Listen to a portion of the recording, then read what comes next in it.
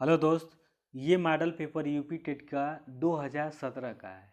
UP TET का 2017 का है। अब देखेंगे इसमें 30 क्वेश्चन है। किस टाइप का क्वेश्चन पूछता है ये देखते हैं। और अगर आपको अच्छा लगे तो इस चैनल को सब्सक्राइब करें, शेयर करें अपने दोस्तों के साथ, ताकि आप जान सकें कि किस टाइप से क्वेश्चन पूछता है। आपका ज़्यादा समय नहीं लेंगे। 30 क्वेश्चन हो सकता है 20 मिनट या 15 मिनट के अंतर्गत ही समाप्त होगा। आप शुरू से लेकर अंत तक देखिए। हो सकता है हमारे बोलने में अच्छाई ना हो, लेकिन क्वेश्चन को आप देख सकते हैं। अगर आपको चाहिए इसका पीडीएफ तो हम अपने टेलीग्राम ग्रुप पे डाल देंगे, आप वहाँ से पीडीएफ ले लेना। पर इस क्वेश्चन को आप देख सकते हैं। चलिए टाइम वेस्ट करते नहीं। अब यहाँ पे देखिए, निम्न में से किस शब्द की वर्तनी सही है। ये 2017 का पेपर है। तो देखिए कौन सा सही सही है। तो सही कौन सा है? अनुगृहित सही है। आगे देखते हैं। ये तो वर्तनी शुद्ध है। अब देखिए अपेक्षा का विशेषण रूप क्या होगा। अपेक्षा का विशेषण रूप क्या होगा? तो अपेक्षित होता है। क्या होता है? अपेक्षित होता है। अगला क्वेश्चन देखते हैं। अब देखिए स्वध्वनि ध्वनि का उच्चारण स्थान है। यहाँ पे देखिए ये वर्णमाला से पूछ लिया एक क्वेश्चन। तो आपको वर्णमाला पढ़ना ही है। तो आपको ये भी बताते जाएंगे कि कौन सा क्वेश्चन कहाँ से पूछा है, किस टॉपिक से पूछा है, और उस टॉपिक को आप पढ़ जाइए। अब देखिए वर्णमाला से पूछा है, आप वर्णमाला को पढ़ जाइए। अगर वर्णमाला आप नहीं देखे हैं तो हमारे ASY टारगेट पर आइए और वर्णमाला एक बार देख लीजिए, ज़्यादा समय नहीं लगेगा। देखिए अब देखिए अगला क्वेश्चन। तो वर्णमाला कहाँ से पूछता है, मतलब कहाँ से उत्पन्न होता है, उच्चारण होता है? तो तालु से। अब देख लीजिए कि तालु से कौन कौन सा उत्पन्न है। जाकर वीडियो देखिए, पिछला वीडियो डाल दिए हैं वर्णमाला। अत्यंत शब्द में प्रयुक्त उपसर्ग क्या होता है? तो उपसर्ग पर और प्रत्यय, दो क्वेश्चन पूछता है, उपसर्ग और प्रत्यय। तो देखिए जो आगे से निकलता है उसे उपसर्ग कहते हैं, और जो पीछे से निकलता है उसे प्रत्यय कहते हैं। जैसे यहाँ पे देखिए, यहाँ से क्या निकला, यहाँ से जो अगर आपको इस तरह का दिख जाए, तो आप कुछ मत कीजिए, आप प्रत्यय उपसर्ग निकाल लेंगे। देखिए अ तो आपका बचा है, इस पर डालेंगे एक बार वीडियो। अ तो बचा ही है। ओकरी बाद यहाँ से जो आधा रहता है उसको छोटी ई देकर और पूरा कर दो, ये अति हो गया। आगे देखते हैं।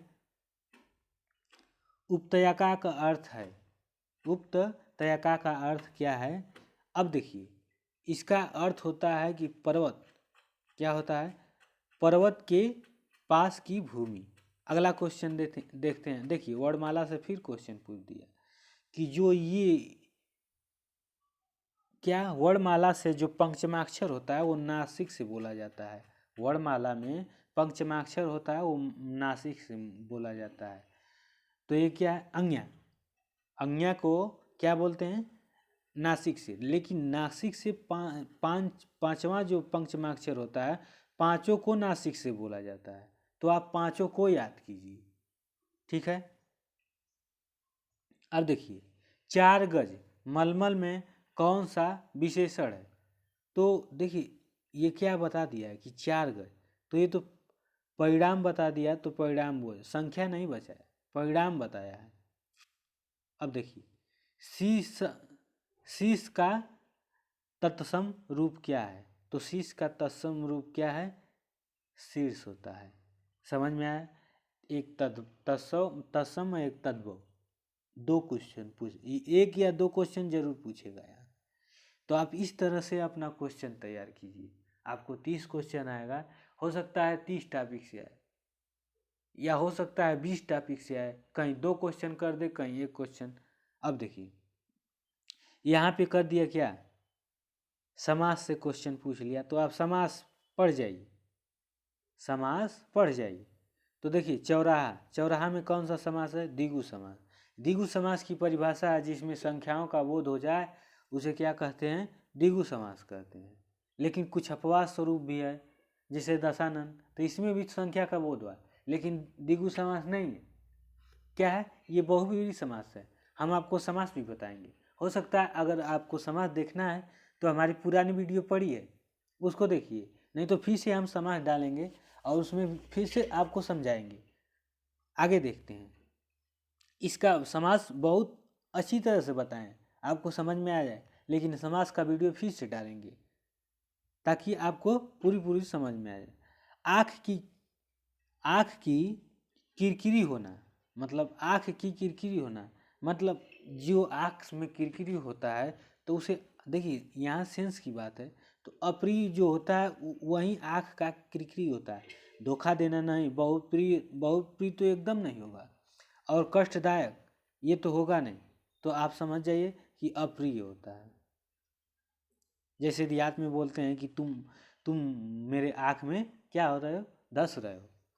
निम्नलिखित में से मौखिक अभिव्यक्ति का रूप है, तो मौखिक अभिव्यक्ति का मुख्य रूप है, तो ये है आंसू, भाषण होता है। अब देखिए हिंदी भाषा में कितनी बोलियां हैं, तो हिंदी भाषा में 22 बोलियां हैं। ये रटने वाली चीज़ है, ये समझने वाली चीज़ नहीं है, आपको रटना पड़ेगा। अब देखिए भारतेंदु युग में कि निकलने वाली पत्रिका युग्म है, तो देखिए कवि वचन सुधा हिंदी प्रदीप की है। किसकी? हिंदी प्रदीप की है, तो ये आप याद करिए।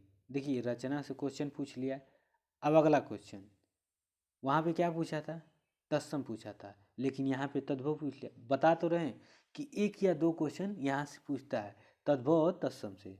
तो देखिए तद्भव पत्रिका का संपादक का नाम है, ये दूसरा चीज़ है, तो ये है अखिलेश। अब देखिए 12 बरस लव कुकर जीवे अरु 13 लव जियो सियार, मतलब ये क्या है? एक पंक्ति दी है, आपसे पूछा है कि ये क्या है, तो ये क्या है? जगनिक है। क्या है? जगनिक है। अब अगला क्वेश्चन देखते हैं। निम्नलिखित में से किस देश में हिंदी भाषा का प्रयोग लिखने एवं बोलने में किया जाता है? तो यहाँ पे देखिए मॉरिशस में हिंदी भाषा लिखने और बोलने में किया जाता है। अब देखिए सूरसागर किस भाषा की रचना है? तो सूरसागर जो है ब्रज भाषा की रचना है। अब वीरों का कैसा हो वसंत कविता किसने लिखी? तो ये तो आपको याद ही करना है, सुविद्या कुमार चौहान। अब अगला क्वेश्चन देखते हैं। देखिए अगला क्वेश्चन, निम्नलिखित में से कौन सी व्याकरण और वर्तनी से शुद्ध भाषा कहलाती है? तो जो मानक होता है, मानक भाषा होती है, व्याकरण और वर्तनी से शुद्ध होती है। अब देखिए अगला क्वेश्चन, निम्नलिखित में कौन सा रासो अल्लाह खंड के नाम से प्रसिद्ध है? तो कौन सा? परमाल रासो अल्लाह खंड के नाम से। ठीक, क्वेश्चन बदल सकता है, आप इसको देखिए। यहाँ पे दिया है एक पंक्ति, मतलब एक पैरा दिया है। आप इस पैरा को आप नहीं पढ़ेंगे। कब पढ़ेंगे? पहले आप क्वेश्चन पढ़ेंगे, क्योंकि पैरा पढ़ने में आपका टाइम लगेगा ज़्यादा। देखिए पैरा इतना है। अब यहाँ देखिए पूछ लिया कि घुमक्कड़ शब्द में कौन सा प्रत्यय, आपको बोले थे कि प्रत्यय पीछे से निकलता है। तो देखिए आपको यहाँ पे समझा रहे हैं। यहाँ से देखिए घूम जो है, इसमें क्या होता है कि मूल शब्द अपना निकाल रहा होता है, तो घूम मूल शब्द है, लेकिन जो इसमें बचा है और जोड़ा गया है घुमा अक्कड़, वो क्या है? इसमें से और निकला है। ठीक, और जितना बचा उतना लिख दो। अक्कड़ घुमक्कड़ यानी प्रत्यय है, अक्कड़ प्रत्यय। समझ में आया? अब अगला देखते हैं। यहाँ पे दिया है कि महावीर स्वामी का जन्म कहाँ हुआ था। तो अगर आप पढ़े हैं पहले से तो आपको पैरा में देखने की ज़रूरत नहीं है। आप जीके जीएस अगर पढ़ते रहे होंगे तो पैरा में देखने की ज़रूरत नहीं है, आप पहले इसको देख लीजिए। अब यहाँ पे वैशाली में दे रहा है, ठीक है, आपको दिखाते हैं कि पैरा में कहाँ पे वैशाली दिया है। आप ये देखिए कि कहाँ पे दिया है। देखिए इसमें इसी में से पूछता है घुमक्कड़। अब देखिए भगवान बुद्ध घुमक्कड़ थे, भगवान महावीर घुमक्कड़ थे। वर्षा ऋतु के कुछ महीनों को छोड़कर एक स्थान में रहना बुद्ध के बस नहीं हूँ। ये क्या दिया है यहाँ पे देखिए, आप इसमें खोजिए कि कहाँ पे दिया है। देखिए पश्चिम, इसमें नहीं दिया है। इसमें देखिए वैशाली में हुआ था। कहाँ पे? वैशाली में हुआ था। तो आपको इस तरह पढ़ना है, ये नहीं कि आप पैरा पढ़ते जाए। अब अगला क्वेश्चन देखते हैं, अगला क्वेश्चन पे आते हैं।